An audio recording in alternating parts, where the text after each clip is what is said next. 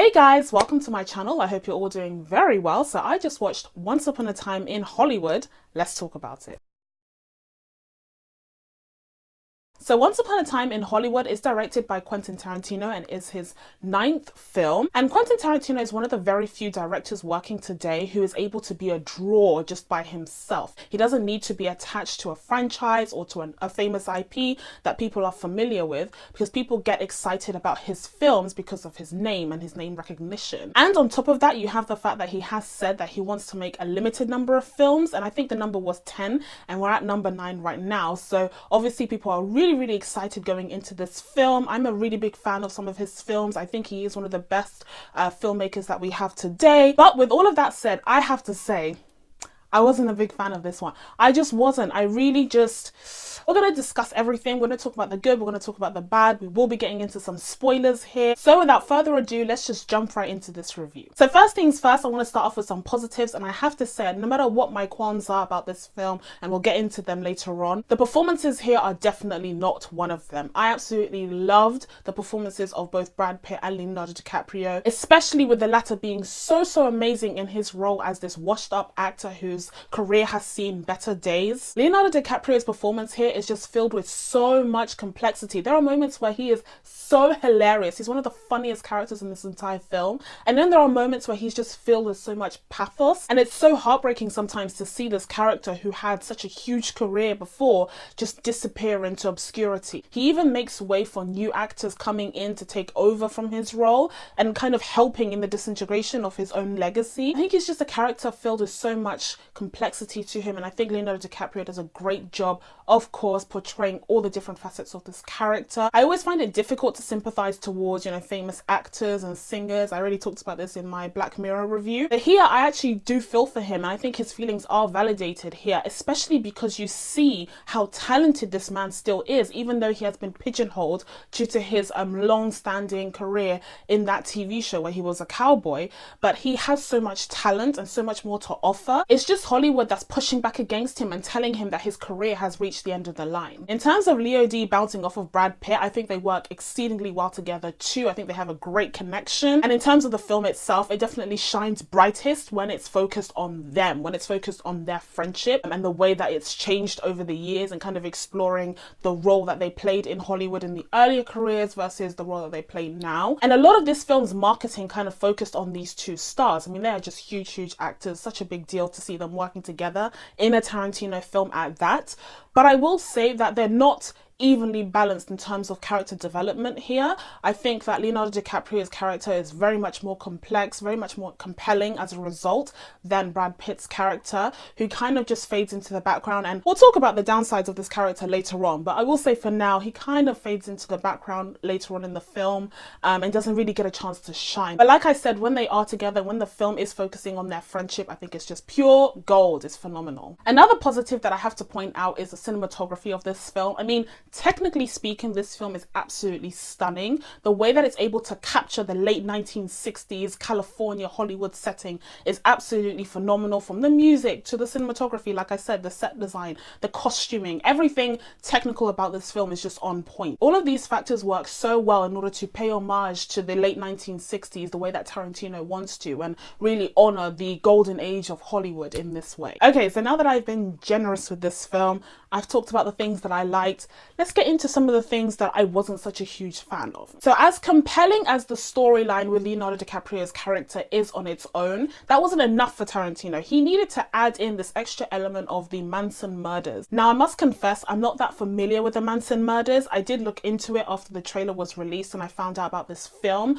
but it's not really something that was on my radar. So as a result, I feel like the way that I received this film may have been different to someone who grew up, watching the news when this whole thing was happening and seeing this whole trial come to place. But for me, I'm very distant with the source material and with the actual events of what happened, so that there's no real connection for me there, so I have to confess that. And as a result, that element of the story was actually the least compelling part of the film to me. I actually found it to be a bit mismatched when it came to Rick Dalton's side of the story and having the hippies there in the backdrop of the Manson murders, which actually don't make an appearance in this film, and we'll get to that in a second. But just having these two halves of the story they never really meshed together. And I feel like the glue that was used in order to bring them together was Brad Pitt's character. And it was quite unfortunate because it meant that he was basically just an observer of what was happening, a distant observer. And he never really had a significant storyline of his own. He was just kind of a vessel within which to deliver this storyline that I did not give a crap about. And on top of that, you have the fact that there's never really a conclusion to this storyline. It never really feels whole. Charles Manson barely makes an appearance in this film. I think if you didn't have the background knowledge of what happened during this time with Sharon Tate, you would have no idea what was going on and who these hippies were. This very much contrasts with one of my favorite Tarantino films, Inglourious Basterds, where he has recreated a whole new version of history there with Nazi Germany, except there it makes sense because it's not just a subplot, it's the main purpose of the film to kind of deconstruct or recreate history and turn it on its head. That is the purpose of Inglourious Basterds, and it's the A storyline. Whereas here, it's kind of like a B subplot, and it doesn't really feel fulfilling as a result. And another element that I really didn't like about that subplot is that the conclusion, when it reaches its climax, is just so anticlimactic. Like, it is so disappointing. The only thing that we get is just a few of the hippies coming to attack Rick Dalton's house, and Brad Pitt and his dog are just fighting it out, which is amazing. That was a great scene, but it was surprisingly subdued considering that this is a Tarantino film. Like, I didn't know if I was going insane because I thought maybe I'm just so used to the Game of Thrones and the boys of it all, where violence has just come so naturally to me that if it's not like end of the world violence, then I'm not even having it. But then I actually watched The Hateful Eight after seeing this film just to kind of see if I'd gone a bit crazy. And no, The Hateful Eight is like pure gruesome horribleness, Tarantino blood play, like it's crazy. Whereas this one was surprisingly subdued. Like, I felt like other than that scene, this film could have passed as a PG, to be quite frank, other than the bad language, obviously. So even that ending where the hippies were supposed to be a vessel for, you know, violence and horror, the way that Tarantino does best, it couldn't even do that for me. It couldn't even fulfill that purpose. And speaking of the Manson murders subplot, I don't think they did much justice in Sharon Tate's character whatsoever. Now, like I said, I'm not overly familiar with this story, but I will say that this character had pretty much nothing to do in the film. She had nothing to do. All she did was go to parties and go to the cinema, and her cinema trip took up the majority of her screen time. It was shocking. I couldn't believe it because this film is advertised as, yes, like a Brad Pitt and Leonardo Dicaprio film, but they also snuck in a Margot Robbie in there to be like, hey, but females, you know, she's also in this. Tragic. It's tragic how little she is used in this film. And to make it worse, her performance was so jarring to me. Now, this is tricky because this is actually the depiction of a real life actress. So if the actress is actually like that, then fair enough. But I think Margot Robbie's performance was just so bubblegum, sunshine and rainbows. Like, it was unbearable to watch. There was no dimension to this character whatsoever apart from being cute. And Rick Dalton and Sharon Tate don't even meet in this film. She doesn't ever end up being part of that whole hippie group with Charles Manson. She has nothing to do with them in this film in particular. So it's kind of like this midway point before things happened and got out of control. And that's just such an uninteresting part of that story. Why bother even having that element inside of the main storyline? I really don't understand why it just needed to be a subplot. And also, not to harp on about this topic too much, but I wasn't a huge fan of the way that the female characters were depicted in this film. I know it became somewhat of a controversy when the film came out and when people started to see it, but just from looking at it myself, it was just, it was laughable.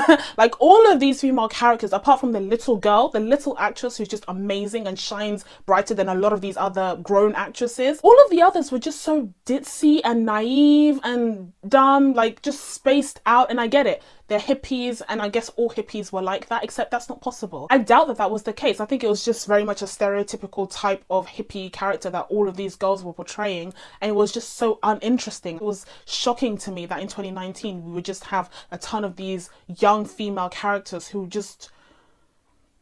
And then there's this one main hippie girl who makes several appearances, and she has a kind of connection with Brad Pitt's character. She offers to do a sexual favor for him, and it's just so uncomfortable because in this post-Weinstein world, why on earth would you even? Like, it was so unnecessary for the story. If it was a main story point, I'd be like, okay, this is realistic, whatever. But it's so unnecessary. It never comes back or anything. She barely ever makes an appearance again after the whole scene at the ranch. I don't think it was necessary to be in this other than trying to be raunchy. And in this post-Weinstein world, like, why on earth would you? Especially considering Tarantino used to work with him. Pick your battles, man. And this is not the hill that you want to die on. And similar to this is the appearance of Roman Polanski in this film. And again, pick your battles, because this is not a character who even needed to be in here. He obviously was involved with Sharon Tate. I think he was married to her. So it does make sense for him to be here, part of Sharon Tate's story, except this film did not need Sharon Tate's story to begin with. So it's kind of like, again, pick your battles. And finally, this final negative point is petty, but it's relevant. And that is, why are there so many feet in this film? Now, I know why they're there. But it's just horrible. Like, why is so much screen time taken up by feet? It makes no sense to me. And also, why are they always dirty?